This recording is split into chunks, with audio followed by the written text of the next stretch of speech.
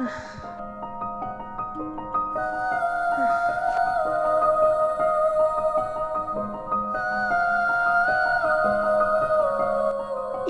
sesini gerekke, diğer desir gerekke, şu atta şeyle.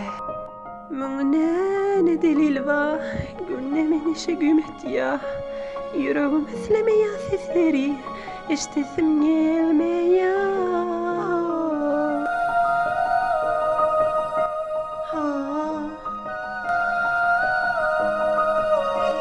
Sen bir sese, fakat kulağımın yamarmada hamma. Eğer sesini eşitsem, o da keşitmeyen, fakat korkulamdan ait ya. Her kimi ki gaver yarım kasrın içinde, meni bağışla kulak asmayan o seslere. Men tükettimini intihada bacara gerekli. Men korkmayanlarım kaymana sen ola. İdana ona tanış yere. Ona tanış yere. Ona tanış yere.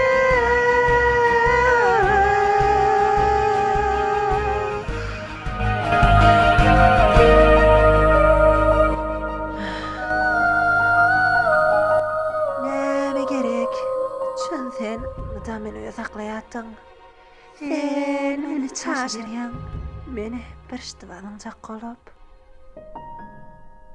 Yedi sen bir neferme, burada çıkmana meviniş. Kim biliyor, men istasının kılığımı? Her gün bir me kıynalyar, emme gücüm kenelyar. Yüreğimle edleyarım gitmek.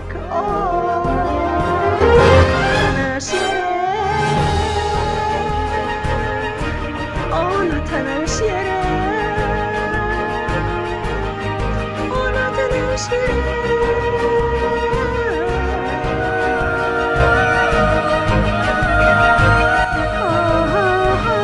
Sen dışarıda beni görüyen, korkulur seni.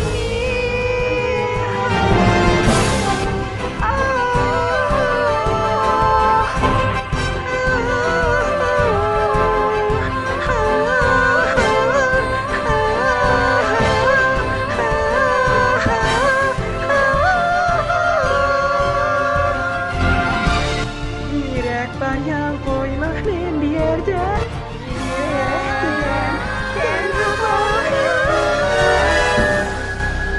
Ayna tanış yer.